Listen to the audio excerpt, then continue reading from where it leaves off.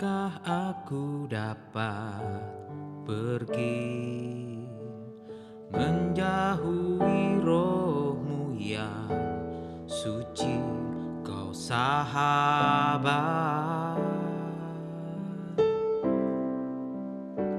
dan kau dekat.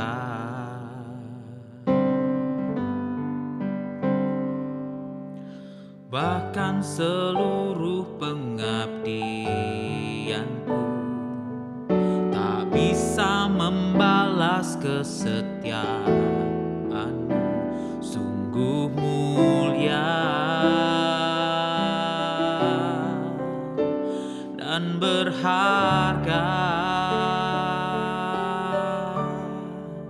Sungguh besar pengorbananmu bagiku, terlalu dalam untuk dimengerti. Sungguh besar, sungguh indah yang kau pikirkan tentangku, tak terselami bagiku. Sungguh indah.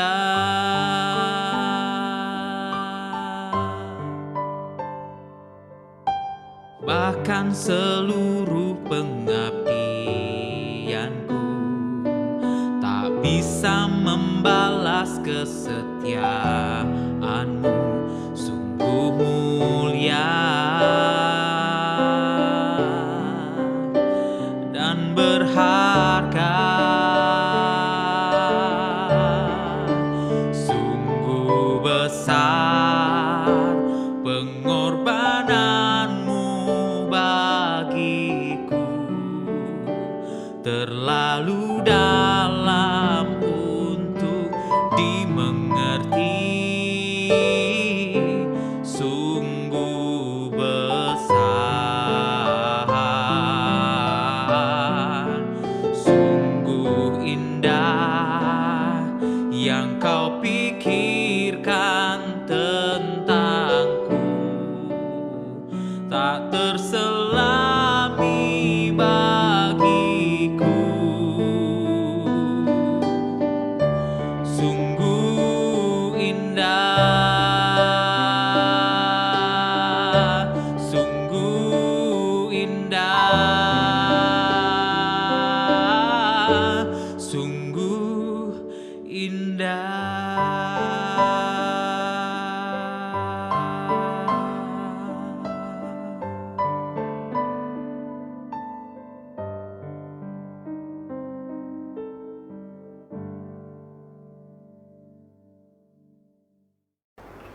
Shalom Bapak Ibu yang dikasihi oleh Tuhan, senang sekali kita berjumpa kembali di dalam ibadah tengah minggu pada hari ini, dan kita akan kembali belajar tentang kebenaran firman Tuhan bersama-sama. Karena itu saya mengajak Bapak Ibu kita bersatu dalam doa terlebih dahulu. Kita berdoa. Bapak, terima kasih buat hari ini, kami mengucap syukur kami masih boleh diberi kesempatan memuji menyembah Tuhan dalam ibadah tengah minggu ini, bahkan boleh belajar kebenaran firman-Mu. Kami merendahkan diri kami merendahkan hati kami di hadapan-Mu. Kami mengakui firman-Mu berkuasa dan berdaulat atas hidup kami, Tuhan. Kami mau dididik, kami mau diajar, dan kami mau dibentuk semakin sempurna, diserupakan dengan anak-Mu yang tunggal, Tuhan Yesus Kristus, yang adalah tujuan dari hidup dan kekristenan kami, Tuhan. Terima kasih, mengucap syukur. Kami siap bagi firman Tuhan. Allah Roh Kudus menolong setiap kami, memberikan pencerahan, memberikan pemahaman lebih lagi, sehingga kami mengerti apa yang Kau mau dalam hidup kami. Di dalam nama Tuhan Yesus Kristus bersama kita katakan amin. Baik Bapak Ibu, tema atau judul renungan pada hari ini saya memberi judul kasih setia Allah di tengah disiplinnya. Saya ulangi, kasih setia Allah di tengah disiplinnya. Kita akan mengambil teks dari kitab Rut pasal 1. Lebih baik memang kita mengambil waktu untuk membaca keseluruhan dari kitab Rut, Bapak Ibu. Tapi demi singkatnya waktu, saya berharap Bapak Ibu bisa baca sendiri di rumah sehingga mengerti kisah utuhnya. Dan hari ini kita akan membaca pasal 1 saja. Ayat yang pertama sampai yang ke-22 agak panjang memang, saya akan bacakan buat Bapak Ibu kita semua. Rut pasal 1 sampai 22. Rut dan Naomi. Pada zaman para hakim memerintah, ada kelaparan di tanah Israel. Lalu pergilah seorang dari Bethlehem Yehuda beserta istrinya dan kedua anaknya laki-laki ke daerah Moab untuk menetap di sana sebagai orang asing. Nama orang itu ialah Elimelek, nama istrinya Naomi, dan nama kedua anaknya Mahlon dan Kilion. Semuanya orang-orang Efrata dari Bethlehem Yehuda. Dan setelah sampai ke daerah Moab, diamlah mereka di sana. Kemudian matilah Elimelek suami Naomi, sehingga perempuan itu tertinggal dengan kedua anaknya. Keduanya mengambil perempuan Moab, yang pertama bernama Orpa, yang kedua bernama Rut, dan mereka diam di situ kira-kira 10 tahun lamanya.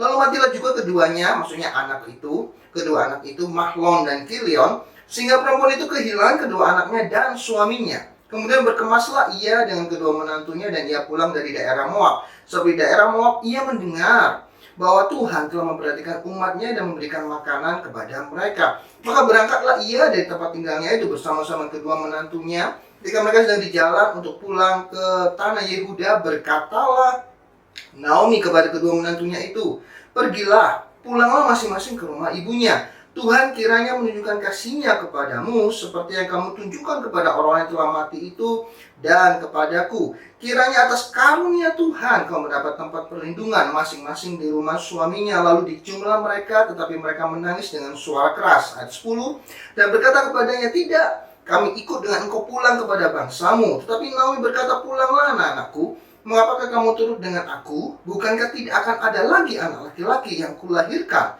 untuk dijadikan suamimu nanti? Pulanglah anak-anakku, pergilah, sebab sudah terlalu tua aku untuk bersuami. Seandainya pikirku ada harapan bagiku, dan sekalipun malam ini aku bersuami, bahkan sekalipun aku masih melahirkan anak laki-laki, masakan kamu menanti sampai mereka dewasa? Masakan karena itu kamu harus menahan diri dan tidak bersuami? Janganlah kira demikian anak-anakku, bukankah jauh lebih pahit yang aku alami daripada kamu, sebab tangan Tuhan teracung kepada aku." Menangis pula mereka dengan suara keras. Lalu Orpa mencium mertuanya itu minta diri, tetapi Rut tetap berpaut kepadanya. Berkatalah Naomi, "Telah pulang iparmu kepada bangsanya dan kepada para allahnya." Perhatikan Bapak Ibu ya. "Pulanglah mengikuti iparmu itu." Tapi kata Rut, "Janganlah desak aku meninggalkan engkau dan pulang dengan tidak mengikuti engkau, sebab kemana engkau pergi, ke situ juga aku pergi, dan di mana engkau bermalam, di situ juga aku bermalam. Bangsamulah bangsaku dan Allahmulah Allahku. Di mana engkau mati, aku pun mati di sana, dan di sanalah aku dikuburkan. Beginilah pikirannya Tuhan menghukum aku. Bahkan lebih lagi daripada itu, jika sesuatu apapun memisahkan aku dari engkau selain daripada maut." 18. Ketika Naomi melihat bahwa Rut berkeras untuk ikut bersama-sama dengan dia, berhentilah ia berkata-kata kepadanya, dan berjalan keduanya sampai mereka tiba di Bethlehem. Ketika mereka masuk ke Bethlehem, gemparlah seluruh kota itu karena mereka. Dan perempuan berkata, "Naomika itu." Tetapi ia berkata kepada mereka, "Jangan sebutkan aku Naomi, sebutkanlah aku Mara, sebab Yang Maha Kuasa telah melakukan banyak yang pahit kepadaku.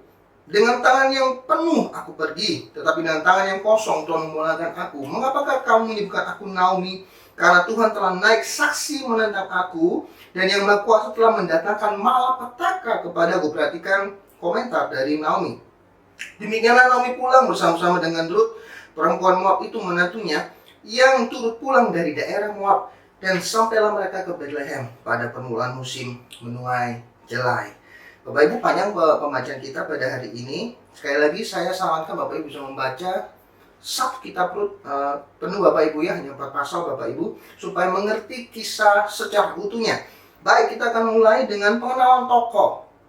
Hari ini yang akan kita bahas adalah Naomi. Naomi dalam arti namanya punya arti pleasant atau sweetness ya.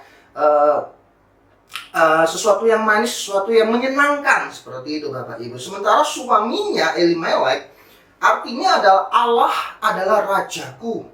Kemudian kedua anaknya Mahlon dan Kilion. Ada yang mengatakan bahwa Mahlon itu artinya sakit-sakitan Bapak Ibu ya. Kemungkinan besar Mahlon lahir dengan kondisi badan yang memang tidak baik, sehingga sering sakit-sakitan Bapak Ibu ya. Dan kemudian nanti ke Moab menikah dengan Rut. Sementara Kilion artinya adalah lemah atau kelemahan Ya, ada yang mengatakan ini juga bicara kelemahan fisik, tapi ada juga bicara ini kelemahan secara mental gitu ya. Kayaknya kok lemah banget seperti itu. Dan dia nanti akan menikah dengan Orpah. Nah, keluarga ini berasal dari Bethlehem, ya. Dan di Bethlehem dalam bahasa aslinya punya arti rumah roti, ya, suatu tempat yang memproduksi roti, kira-kira seperti itu.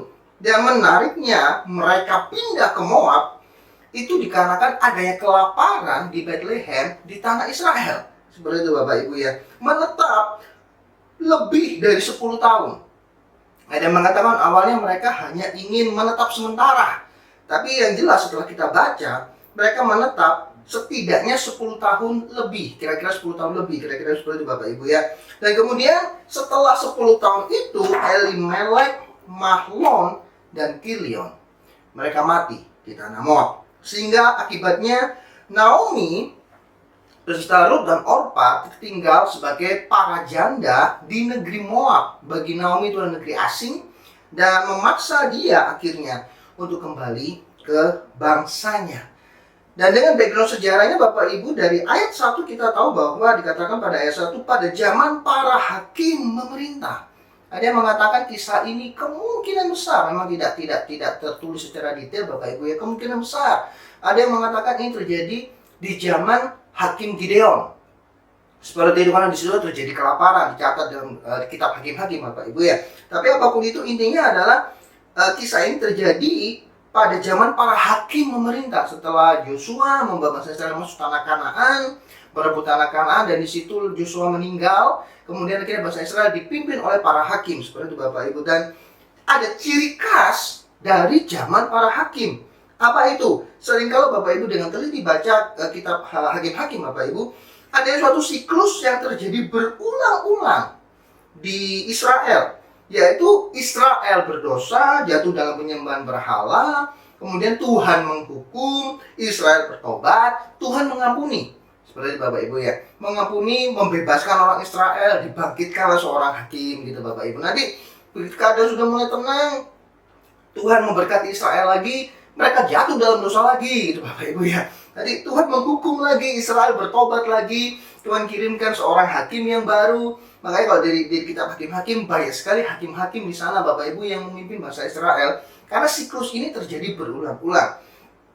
Nah, jadi kesimpulannya Bapak Ibu, banyak para penafsir mengatakan kelaparan yang terjadi di tanah Israel, khususnya di sini di Bethlehem, adalah kelaparan yang terjadi karena hukuman Tuhan atas Israel. Itu background sejarahnya.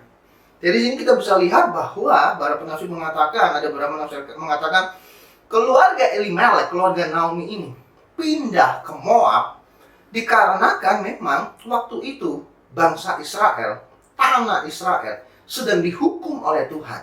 Dan karena mereka tidak tahan, mungkin mereka melihat anak-anaknya ya, Mahlon dan Kilion, yang satu sakit-sakitan, yang satu lemah, gitu Bapak Ibu ya. Mereka tidak tahan dengan penderitaan itu, mereka pindah ke Moab. Well, kita tidak tahu dengan jelas apakah Elimelek, Mahlon dan Kilion adalah orang yang sungguh-sungguh beriman kepada Allah Yehova, karena nantinya mereka meninggal di tanah Moab. Yang jelas hanya Naomi yang kembali ke Bethlehem, dan biasanya para penafsir mengatakan Naomi dipercaya sebagai orang beriman. Nanti kita bisa lihat memang Naomi adalah orang yang beriman, seperti itu, beriman sungguh-sungguh, beriman sejati maksud saya. Tapi yang jelas ada kesalahan-kesalahan yang keluarga ini lakukan ketika penghukuman Tuhan terjadi di tanah Israel. Yang pertama Bapak Ibu, tidak dicatat bahwa ketika mereka memutuskan ke Moab, mereka tidak dicatat mereka berdoa lebih dahulu. Jadi mereka ke Moab tidak berdoa terlebih dahulu, meminta pimpinan Tuhan. Sementara ini kontras dengan arti nama Elimelek, yang artinya adalah Allah adalah rajaku. Berbeda sekali misalkan dengan Raja Daud, ketika Raja Daud akan berperang gitu Bapak Ibu ya. Seringkali Raja Daud datang kepada Tuhan, meminta petunjuk Tuhan. Dalam kasus ini, baik Elimelek, baik Naomi tidak dicatat sama sekali berdoa. Well, ada yang mengatakan secara manusiawi tindakan Elimelek membawa keluarganya ke Moab sesuatu yang cukup logis dan bisa diterima. Sebagai kepala rumah tangga, dia ingin membawa keluarganya mendapatkan kehidupan yang lebih baik di negeri Moab, di tanah Moab. Tetapi sekali lagi, ketika Tuhan menghukum Israel dengan kelaparan, dengan perang, tidak ada satupun perintah saat itu supaya orang Israel keluar dari tanah Moab. Dan buktinya, nanti Bapak bisa baca, masih banyak orang Israel yang memilih tetap tinggal di tanah Kanaan sekalipun kelaparan itu begitu dahsyat. Yang kedua, kesalahan yang kedua dilakukan jelas dari ayat 1, mereka memutuskan pergi ke Moab. Bapak Ibu ya, artinya mereka meninggalkan tanah perjanjian. Bayangkan Bapak Ibu, orang Israel berpuluh-puluh tahun berputar-putar di tanah di padang gurun dari Mesir, mendambakan tanah perjanjian. Dan ketika mereka berhasil masuk, tapi ketika masuk mereka kemudian berbuat dosa dan dididik oleh Tuhan. Saya lebih suka pakai kata dididik Bapak Ibu. Jadi penghukuman ini karena dididik oleh Tuhan. Keluarga Elimelek memutuskan justru keluar dari tanah perjanjian. Itu sesuatu yang tidak masuk akal untuk dilakukan, apalagi meninggalkan komunitas. Dan jujur, banyak orang Kristen seperti itu. Ketika mulai mengalami masalah, ketika mulai mengalami problem dalam hidupnya, banyak orang Kristen justru memilih keluar dari komunitas, menjauhkan diri dari gereja, menjauhkan diri dari rekan-rekan sepelayanannya. Mereka menarik diri, menutupi apa yang terjadi dalam kehidupannya, seolah-olah hendak mengatakan bahwa aku baik-baik saja, padahal semua di dalam sedang hancur berantakan, berusaha menyelesaikan masalah sendiri.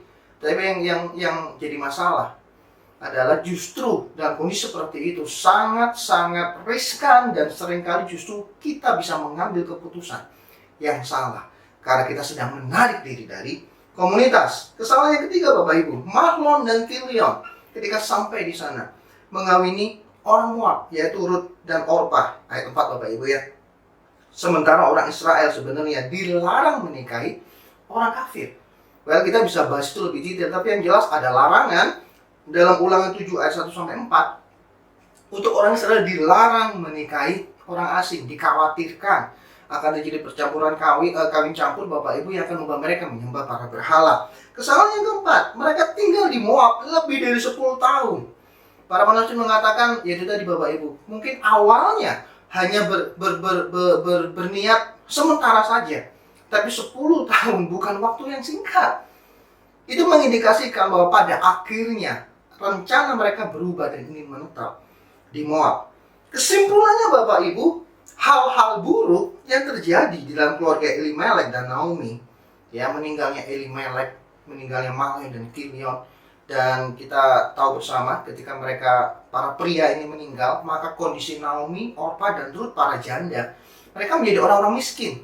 Karena tidak ada lagi protektor, tidak ada lagi pengusaha yang mengusahakan harta mereka entah bagaimana Bapak Ibu ya.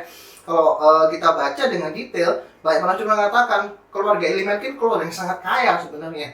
Itulah kenapa dia dengan sangat pede menjual semua asetnya, memilih pindah ke Moab, ke negeri asing, memulai sesuatu kehidupan yang baru dari nol. Itu bukan sesuatu yang mudah. Tetapi ketika mereka melakukan banyak kesalahan ini Bapak Ibu, dan Tuhan mulai mendidik mereka, ada hukuman yang diberikan kepada mereka, ada disiplin yang diberikan kepada mereka, habislah segala sesuatunya Bapak Ibu. Kesimpulan memang hal yang buruk ini diizinkan Tuhan terjadi dalam hidup mereka sebagai hajaran atau disiplin atas kesalahan-kesalahan yang keluarga ini memang lakukan. Saya mencoba melihat banyak penafsir Bapak Ibu, dan pada umumnya para penafsir mengatakan hal yang sama, bahwa memang keputusan mereka pindah ke Moab ada sesuatu yang salah, sehingga Tuhan harus mendidik mereka, Tuhan harus mendisiplin mereka. Yang sangat disayangkan harus menyebabkan kematian Elimelek, Mahlon dan Kilion. Baru Naomi kembali ke Bethlehem Bapak Ibu. Nah, kita lihat selanjutnya Bapak Ibu, perhatikan, jadi konteksnya jelas bahwa apa yang mereka alami, status mereka sedang di dalam disiplin Tuhan. Mereka melakukan kesalahan dan mereka didisiplin oleh Tuhan. Respon Naomi, Yang pertama menarik. Sekali lagi saya tidak tahu bagaimana Elimelek, Mahlon, dan Kilion, tapi yang jelas dari yang kita baca, respon Naomi tetap beriman kepada anak Israel, Yahweh, Yehova, walaupun setelah tinggal lebih dari 10 tahun di Moab, di mana bangsa Moab itu menyembah dewa Kamos. Tadi saya katakan, saya tidak tahu dengan Elimelek, Mahlon, dan Kilion, apakah mereka orang beriman yang sejati, saya kurang tahu Bapak Ibu. Tapi yang jelas, sampai pada akhirnya ketika mau kembali ke tanah Yehuda, Naomi tetap menyembah Allah Yahweh. Yang kedua, respon Naomi adalah menyadari semua yang terjadi itu atas izin dan kedaulatan Tuhan. Ini suatu yang positif Bapak Ibu ya. Ya, ayat 13 berkata, tangan Tuhan teracung terhadap aku. Ayat 21, Tuhan memulangkan aku, gitu ya. Tuhan telah naik saksi menentang aku. Yang Maha Kuasa telah mendatangkan malapetaka kepadaku. Dia mengakui bahwa semua yang terjadi itu diizinkan Tuhan. Dan Tuhan yang menentukan segala sesuatu itu diizinkan boleh terjadi dalam kehidupannya. Tapi yang menarik juga yang mungkin respon negatif, mungkin begitu Bapak Ibu ya, bahwa Naomi setelah mengalami segala sesuatu itu, perhatikanlah, tidak ada satu kata pun tidak ada satu ayat pun menunjukkan adanya pengakuan pertobatan. Tetapi justru Naomi dicatat mengalami kekecewaan dan kepahitan terhadap Tuhan. Ayat 13, bukankah jauh lebih pahit yang aku alami daripada kamu, sebab tangan Tuhan teracung terhadap aku. Ayat 20, tapi ia berkata kepada mereka, jangan sebut aku Naomi, sebutkan aku Mara, sebab yang Maha Kuasa telah melakukan banyak yang pahit kepadaku. Dan respon yang keempat, respon yang negatif Bapak Ibu, Naomi lebih percaya kepada kenyataan yang dialami daripada kepada janji firman Tuhan di dalam Taurat. Khususnya dalam kasus ini kita tahu bersama, nantinya ada penebus, Boas, yang akan menebus Naomi, lebih tepatnya menikahi Ruth, dan akhirnya sebagai penebus atau Goel Bapak Ibu, yang akan memulihkan kehidupan Naomi. Tuhan pakai Boas. Dan ayat ini, hukum ini sudah ada di dalam Taurat. Biasa disebut sebagai perkawinan ipar Bapak Ibu ya, atau lefrat gitu Bapak Ibu ya. Dan ini ada dalam Ulangan 25 ayat 5. Dicatat demikian, apabila orang-orang yang bersaudara tinggal bersama-sama dan seorang daripada mereka mati dengan tidak meninggalkan anak laki-laki, maka janganlah istri orang yang mati itu kawin dengan orang di luar lingkungan keluarganya. Saudara suaminya haruslah menghampiri dia dan mengambil dia menjadi istrinya, dan dengan demikian melakukan kewajiban perkawinan ipar. Tapi kita lihat reaksi dari Naomi, Ruth dan Orpa disuruh pulang. Dia merasa tidak ada lagi harapan. Entah apakah dia lupa dengan hukum Taurat tersebut, tapi yang jelas dia merasa tidak ada harapan lagi dalam hidupnya. Mungkin dikarenakan sudah terlalu pahit yang dia rasakan dalam hatinya Bapak Ibu ya. Reaksi yang kelima, bahkan ketika Naomi menyuruh Ruth dan Orpa pulang ke bangsanya, ada indikasi Naomi mengalami kegoncangan iman Bapak Ibu. Bahkan meragukan apakah Tuhan mengasihi dirinya atau tidak. Perhatikanlah ketika ayat 13 dikatakan, sebab tangan Tuhan teracung terhadap aku. Dan kemudian ayat 15 berkatalah Naomi kepada Ruth ini, telah pulang iparmu kepada bangsanya dan kepada para allahnya, pulanglah mengikuti iparmu itu. Bayangkan Bapak Ibu, bagaimana kalau kita sebagai orang percaya justru menyuruh orang yang dekat dengan kita, yang mungkin mulai mengenal Tuhan Yesus Kristus sebagai Tuhan dan Juru Selamatnya, malah disuruh balik kepada Allahnya. Suatu respon yang aneh bagi saya. Kenapa? Bagi saya ayat ini mengindikasikan Naomi mengalami kegoncangan iman.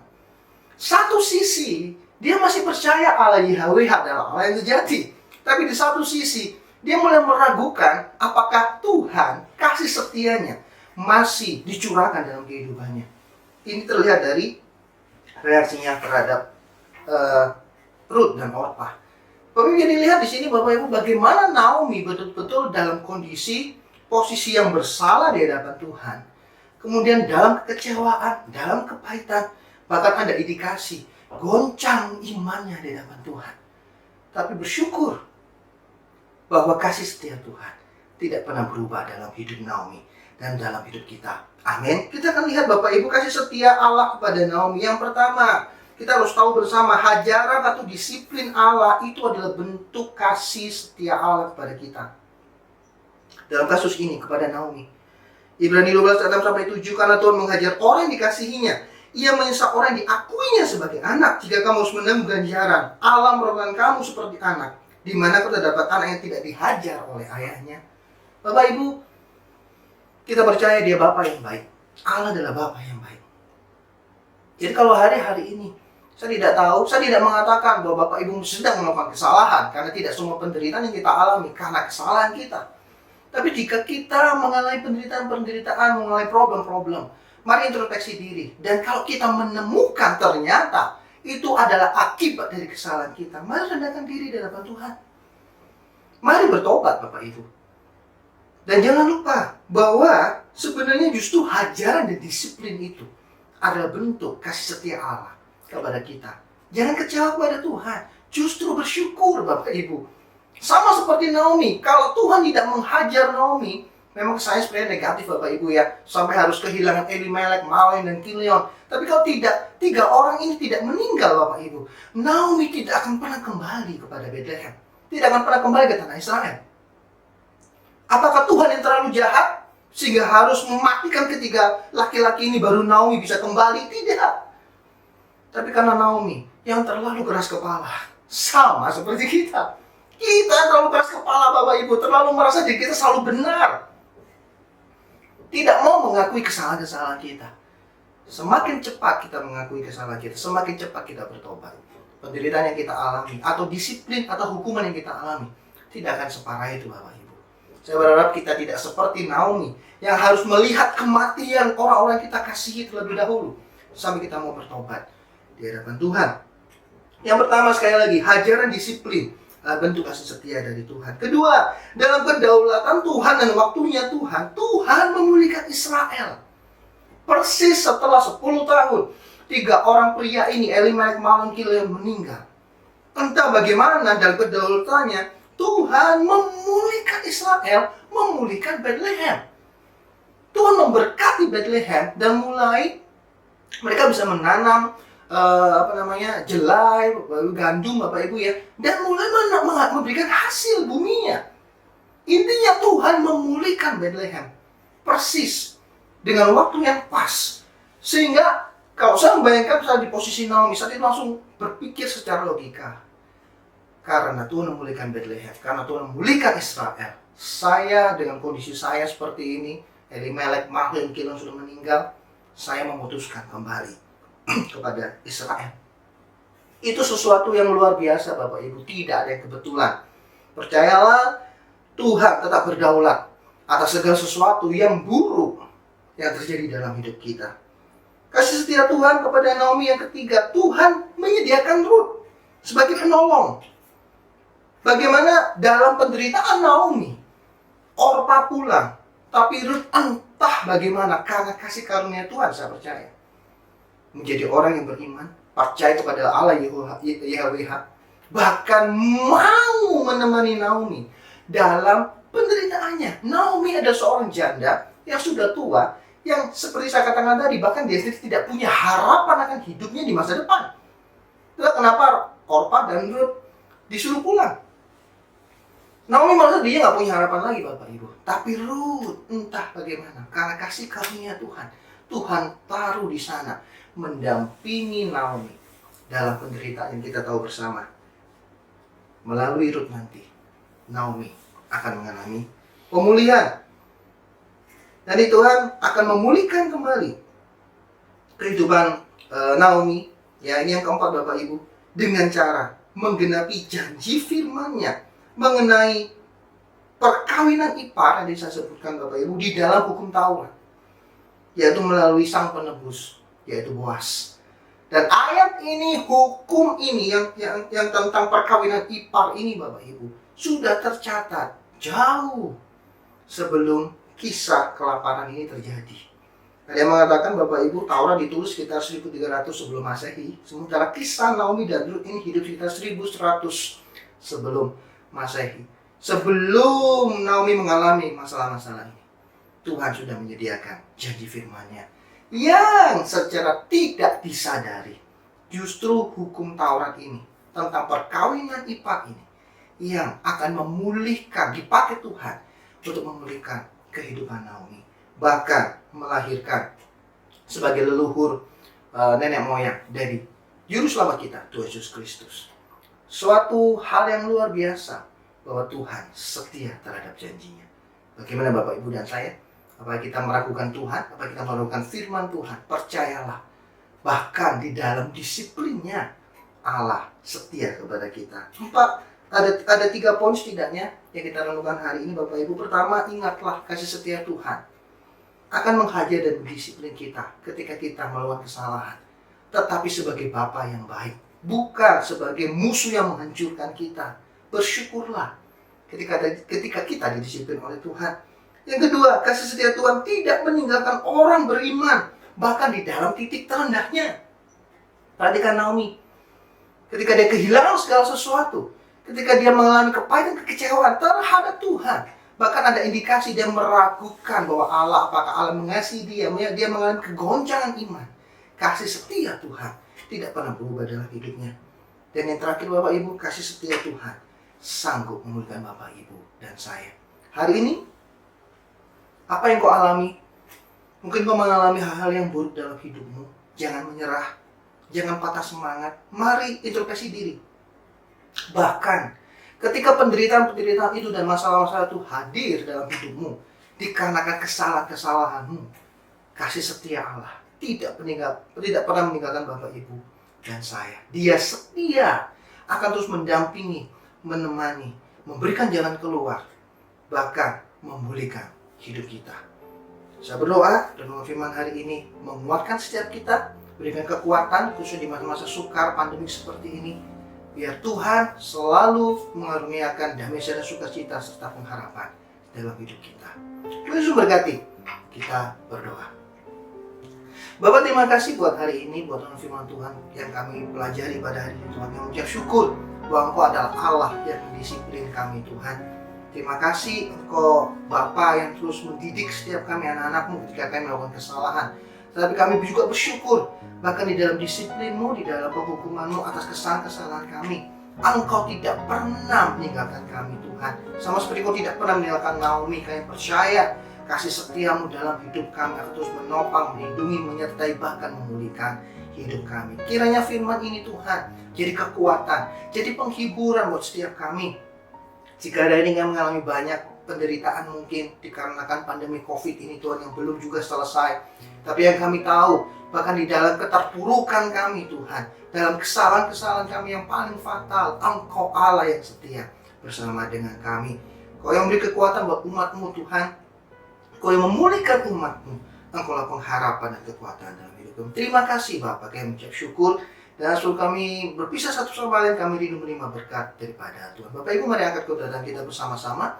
Bapak Ibu, kalau selain Tuhan, kita sudah mendengar firman Tuhan pada hari ini. Renungkan firman Tuhan yang dilakukan dalam hidupmu. Dan terima segala berkat daripada Allah Bapa, kasih setia Tuhan Yesus, serta kuasa daripada Roh Kudus, yang akan terus menyertai, memberkati, melindungi, menyertai, dan memulihkan hidup kita. Mulai malam hari ini, sampai Maranatha, bahkan sampai selama-lamanya. Di dalam nama Tuhan Yesus, yang percaya diberkati Tuhan bersama kita katakan, amin. Tuhan Yesus berkati.